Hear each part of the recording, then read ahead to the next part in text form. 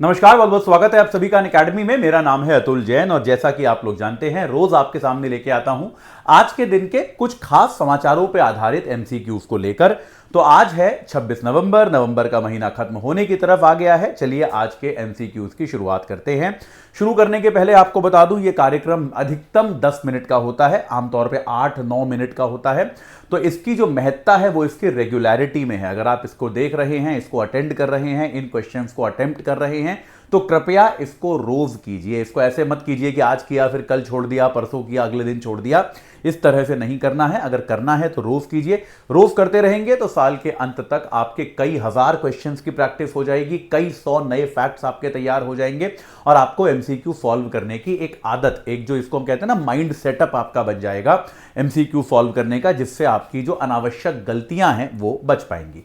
चलिए, तो 26 नवंबर के एमसीक्यू की शुरुआत करते हैं। लेकिन उसके पहले अगर आप अनअकैडमी का सब्सक्रिप्शन लेना चाहते हैं तो 19,999 रुपए में आप इसको प्राप्त कर सकते हैं। आज रात तक ये ऑफर है। अतुल जैन कोड आपको लगाना है। बहुत ही सिंपल सा कोड है, अतुल जैन, ये आपको लगाना है, ये आपको अप्लाई करना है और आप इसके माध्यम से हमारे साथ जुड़ सकते हैं। हमारी इस सब्सक्रिप्शन को आप प्राप्त कर सकते हैं। आज रात तक आप इसको ले सकते हैं। तो प्रीलिम्स मेंस इंटरव्यू सबकी तैयारी, प्री मेंस की टेस्ट सीरीज, पूरा सीसैट, ये सारी सुविधाएं आपको इस सब्सक्रिप्शन के अंदर मिल जाएंगी। चलिए, तो आज के सवाल करने शुरू करते हैं। तो आज का पहला सवाल जो है वो भगवान राम की जन्मभूमि पर जो एक समारोह हुआ उससे आधारित है। राम मंदिर पर लगे धर्म ध्वज में इनमें से कौन सा संकेत नहीं है?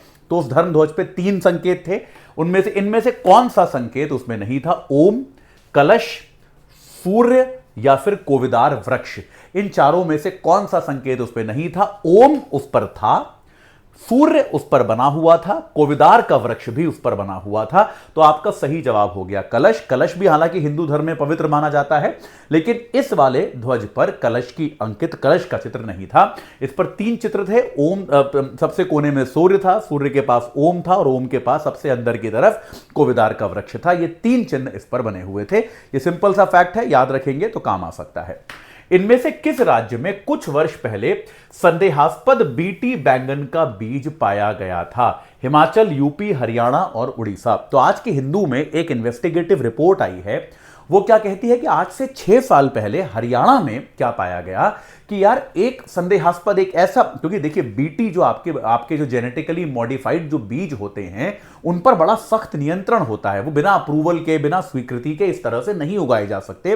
लेकिन आज से 6 साल पहले हरियाणा में क्या पाया गया? एक बीटी बैंगन का बीज मिला जिसको भारत की किसी एजेंसी ने अप्रूव नहीं किया था। वो किसने लगाया, वो कहां से आया, वो क्यों आया, वो कैसे लगाया गया, उसका अनुमोदन किसने दिया, ये इसके बारे में कोई जानकारी नहीं है। तो द हिंदू ने आज ये छापा है कि 6 साल बीत गए इस बात को, आज तक हमें कुछ नहीं पता कि ये बीज दरअसल आया कहां से था। ये बीज जो है किसने बनाया था, किसकी सहमति से लगाया गया था, आज तक हमको नहीं पता। द हिंदू यहां पर यह कहता है। तो हरियाणा इसका सही जवाब हो गया। आगे चलते हैं। इनमें से कौन सा कथन सत्य है? सुप्रीम कोर्ट ने सभी केंद्रीय जांच एजेंसियों जैसे सीबीआई, ईडी, एनआईए को अपने कार्यालयों में सीसीटीवी लगाने का आदेश दिया था। यह आदेश हिरासत में अत्याचार को रोकने के लिए दिया गया था। दोनों कथन इसमें सत्य हैं। तो 2020 में सुप्रीम कोर्ट ने एक आदेश दिया था कि जितने भी पुलिस स्टेशन हैं, जितने भी सीबीआई के ऑफिस हैं, ईडी के ऑफिस हैं, एनआईए के ऑफिस हैं, उन सारे ऑफिस में सीसीटीवी कैमरा लगे होने चाहिए, ताकि ये जो कस्टोडियल टॉर्चर की घटनाएं होती हैं, जो हिरासत में लेकर लोगों को मारा पीटा जाता है, इस तरह की घटनाओं पर लगाम लग सके। ये सब करने से अधिकारी बचे।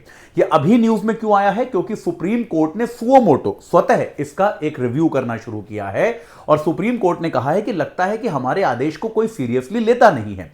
हमारे इतने पुराने आदेश के बावजूद अभी भी थानों में आपके ना तो पुलिस स्टेशन में सीसीटीवी है, ना आपके ईडी, सीबीआई, एनआईए इनके थानों में, इनके ऑफिसेज में सीसीटीवी लगे हुए हैं। तो सुप्रीम कोर्ट ने इसकी रिपोर्ट मांगी है, इसको लेकर नाराजगी जताई है। लेकिन इस सवाल में आपके दोनों कथन सत्य हैं। सत्य ही पूछा गया है आपसे, तो 1 और 2 दोनों इसका सही जवाब हो गया। सी इसका सही उत्तर हो गया। चलिए आगे चलते हैं। समुद्र उत्कर्ष इनमें से क्या है? समुद्र में वनस्पति की खोज का प्रोजेक्ट, रक्षा मंत्रालय द्वारा आयोजित एक सेमिनार, एक नई पनडुब्बी या समुद्री सहयोग का एक फोरम। तो रक्षा मंत्री राजनाथ सिंह कल रक्षा मंत्रालय का जो प्रोक्योरमेंट डिपार्टमेंट है, जो वहां पे खरीद करता है, खरीद वाले विभाग द्वारा आयोजित एक सेमिनार में उन्होंने हिस्सा लिया। उस सेमिनार में उन्होंने भारत के रक्षा क्षेत्र के बारे में बहुत सारी बातें कही कि हमारा विजन क्या है, हम क्या करना चाहते हैं।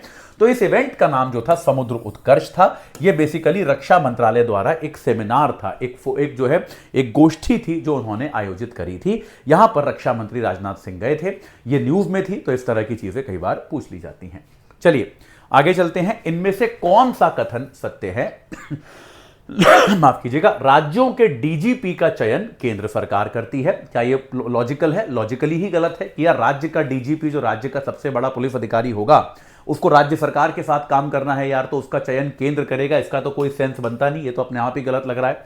सुप्रीम कोर्ट ने केशवानंद भारती मामले में, भर्ती नहीं, ये भारती होगा, माफ कीजिएगा, केशवानंद भारती मामले में डीजीपी चुनने के विस्तृत नियम बनाए थे। सुप्रीम कोर्ट ने डीजीपी चुनने के विस्तृत नियम बनाए हैं, लेकिन ये केशवानंद भारती मामले में नहीं बने। ये कौन से मामले में बने हैं? ये बने हैं प्रकाश सिंह मामले में। तो भारत में पुलिस रिफॉर्म्स का जो मामला माना जाता है वो प्रकाश सिंह केस माना जाता है। प्रकाश सिंह केस में सुप्रीम कोर्ट ने डिटेल्ड नियम बनाए हैं कि राज्यों के डीजीपी की नियुक्ति कैसे होगी। राज्य सरकार चुनेगी, लेकिन उसके लिए वो क्या करेगी? यूपीएससी 3 सबसे जो एलिजिबल अधिकारी हैं उनकी लिस्ट राज्य सरकार को देगी, जिनमें से राज्य सरकार अपनी पसंद का अफसर चुनेगी।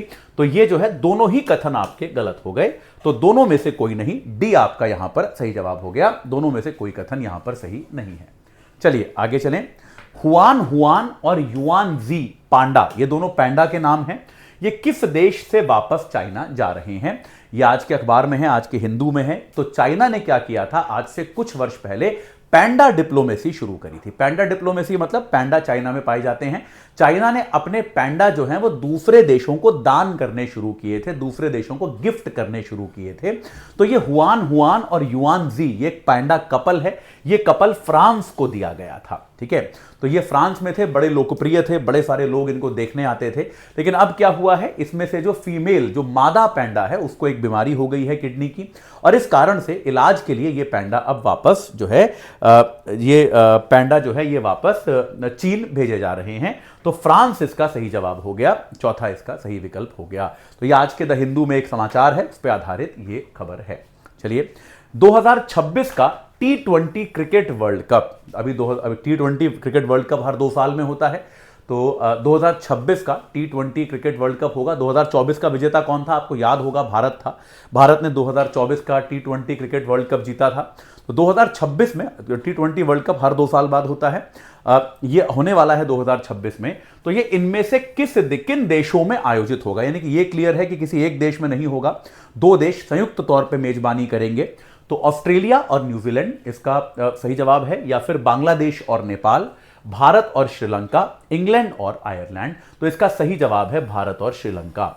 तो तीसरा जो उत्तर है वो इसका एकदम सही है। भारत और श्रीलंका जो हैं वो 2026 का जो T20 क्रिकेट वर्ल्ड कप है पुरुषों का, उसकी संयुक्त तौर पे मेजबानी करेंगे। तो कई सारे मैचेस भारत में होंगे, कई सारे मैचेस श्रीलंका में होंगे। अब जैसे सेमीफाइनल और फाइनल के लिए जो मैच भारत में रखा गया है, उसका वैकल्पिक वेन्यू श्रीलंका में भी रखा गया है, क्योंकि अगर पाकिस्तान क्वालिफाई करता है किसी कारणवश, तो इनमें से कोई भी मैच फिर भारत में नहीं होगा। जैसे सेमीफाइनल का एक वेन्यू जो है वो भारत में है, लेकिन अगर पाकिस्तान क्वालिफाई करता है तो वो कोलंबो में होगा। ऐसे ही फाइनल का वेन्यू जो है वो अहमदाबाद है, लेकिन अगर पाकिस्तान क्वालिफाई करता है तो फाइनल भी कोलंबो में होगा, क्योंकि पाकिस्तान की क्रिकेट टीम को हम भारत में नहीं खेलने देना चाहते। ये हमारा एक स्टैंड है, ठीक है जी। चलिए, तो बस मेरे ख्याल से इतने ही सवाल थे आज के लिए इतना ही है। एक बार फिर बता दूं, अनअकैडमी के माध्यम से तैयारी करना चाहते हैं, सब्सक्रिप्शन ले सकते हैं। अतुल जैन कोड लगाना है, 19,999 में प्राप्त हो जाएगा। ये ऑफर केवल आज तक है, तो इसका लाभ उठाइए। केवल आज तक के लिए ये ऑफर वैलिड है। इस चर्चा से जुड़ने के लिए आप सभी का बहुत बहुत धन्यवाद।